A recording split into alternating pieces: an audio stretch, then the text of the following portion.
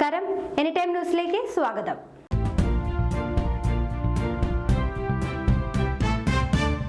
സംസ്ഥാനത്ത് കുതിച്ചുയർന്ന പച്ചക്കറി വില. പൊതുവിപണിയിൽ തക്കാളി വില 100 രൂപയിലെത്തി. ഹോർട്ടികോർപ്പിന്റെ ഔട്ട്ലെറ്റുകളിൽ 110 രൂപയാണ് 1 കിലോ തക്കാളിയുടെ വില.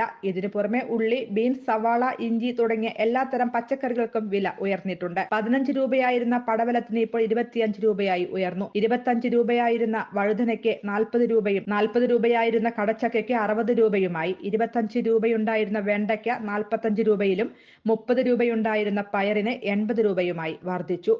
ഹോർട്ടികോർപ്പിന്റെ കൊച്ചിയിലെ വിലയേക്കാൾ തിരുവനന്തപുരത്തെ ഹോർട്ടികോർപ്പിന്റെ സ്റ്റാളിൽ അല്പം വില കുറവാണ്. കൊച്ചിയിൽ തക്കാളിക്ക് 105 രൂപയെങ്കിൽ തിരുവനന്തപുരത്തെ സ്റ്റാളിൽ 80 രൂപയാണ് വില. സവാള, മുരിങ്ങക്ക, ഇഞ്ചി എന്നിവയ്ക്കും കൊച്ചിയെ അപേക്ഷിച്ച് ഇവിടെ വില കുറവാണ്. എന്തായാലും വില വർദ്ധിക്കുന്നത് ഹോട്ടൽ, കാറ്ററിംഗ് പ്രസ്ഥാനങ്ങളെയും പ്രതികൂലമായി ബാധിക്കുന്നുണ്ട്.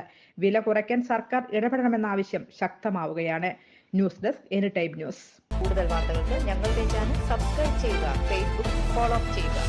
വാർത്തകൾ വേഗത്തിലറിയാൻ എനി ടൈം ന്യൂസ്.